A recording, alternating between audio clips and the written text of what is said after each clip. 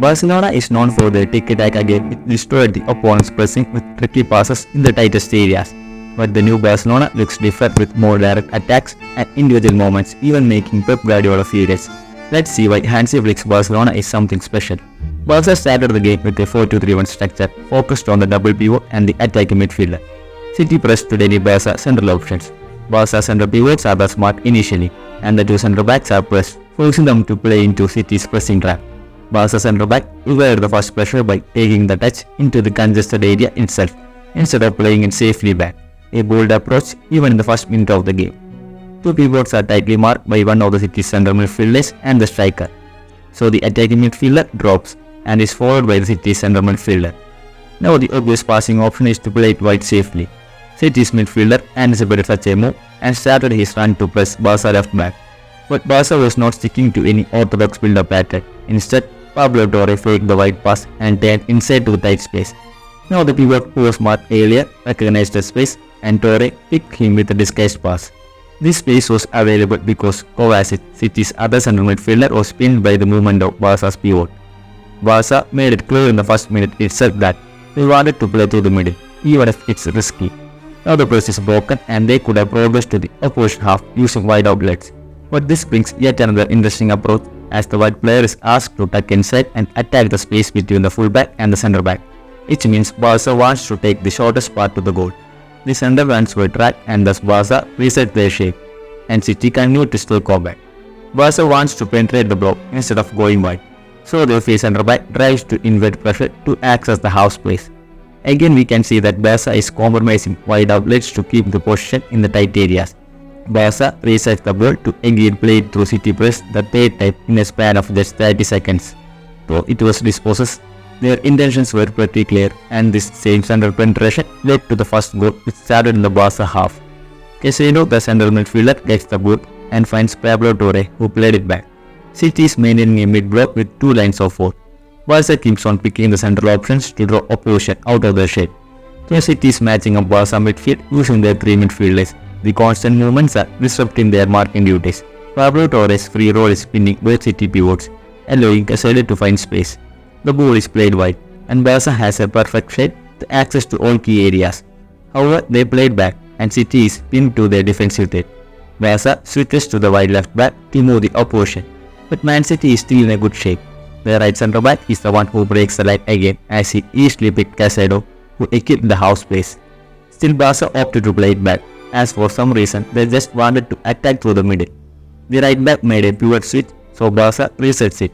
Now City backline is totally pinned with three players and Sergio Dominguez, who played all these line-breaking passes in the previous sequence, as the board. It seems everything is under City's control, as Grealish is doing the right thing by forcing Dominguez to play into City's trap. But the young centre back kept the composure to evade Grealish.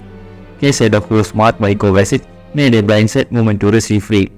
Guardiola had to close him, as City left back was already pinned. But this movement failed the striker as Casado found him with a first-time pass. Perfect teamwork from Barca to destroy Man City's well-defensive block. The three lines of press was bypassed with two passes. This may be the new Barcelona. The pathway to the second goal was even more interesting. But before that, let's see how Flick made Barca more direct.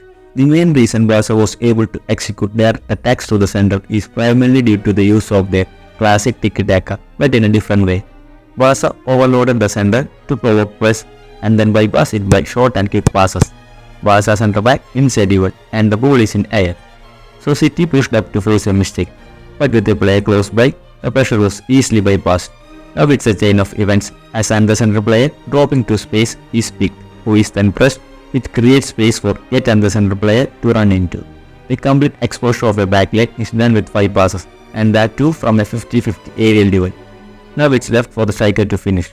It's not just the positioning of the players, but the technical action of controlling an air ball with pressure from behind, scanning for options to then play a quicker pass with outside of the foot, setting on the ball in front of the runner, and finally the first stretch pass with a wicked way to release the striker.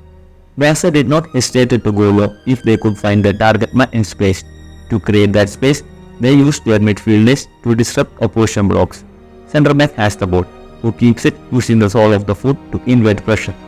He wants to manipulate the press to free up space somewhere else. He succeeded as 3 players pressed the ball here, leaving City towards 2 vs 4 against Barca's firm midfielders. Now it's a chain reaction of events as the Borussia defenders had to push up to press these players, leaving space in the back line. So Barca goes direct, a flick by Pau Victor to the attacking midfielder, and the whole back line is exposed with striker running behind, and it was nearly a goal. Flick at his burst was ripping apart City back line with his direct attacks. In this sequence, Lenglet has the ball and keeps it to move opposition towards the ball side. As soon as the ball side got crowded, he shifted to the line breaker Dominguez. The right back kept the width while 3 players in City back lane. This was the exact copy of Dominguez's pass in the first goal, as Casado occupied the right half space, leaving Grealish confused on his marking duties. Dominguez is free to try because Lenglet had earlier drawn City strikers towards him to free his center-back partner. Kovacic had to press him, leaving Casado free to receive and release his right winger, and Barca was quick to exploit the space behind using a cross. This was a direct version of Barca, which did not opt to play it back, instead used the right zones to cross. Why? Because this time the wide runner was able to access the space behind the back line. Barca's second goal came as a result of that counter-pressing. Prior to the second goal, Barca lost the ball, when the Borussia players followed it, and the ball far winger wins it to initiate a possession sequence. Barca got back into the shape and Lenglet has the ball. There are all sorts of movement with one midfielder running away from the ball, dragging a midfielder, while an advanced attacking midfielder drops towards the ball. And this is just to manipulate an opposition block that was trying to man-mark the central players. As they switched sides, City kept on staying central, leaving wide areas free. But Barca didn't want to go along the line. Instead, they kept the ball central, forcing City to run more and press them, so that gaps would occur in between. They switched it again, and this time City's left side is slow to shift with the ball. So the left back gets the ball free as City's right midfielder had to cover a large distance to close him down. Martin made the inside pass as the opposition central midfielders were slow to close the area in front of the defense. So the danger zone was open for Pablo Torre to receive and shoot. Note how much space has Kovacic afforded for Barca's attacking midfielder. This wasn't a gift from Kovacic, but rather Barca engineered the space by tiring the opposition to then quickly attack them. Flick's Barca isn't a side that loves to just keep the possession. Rather, they are ready to take risks whenever they could exploit the space in central areas. They love taking the shortest but the most difficult path to goal.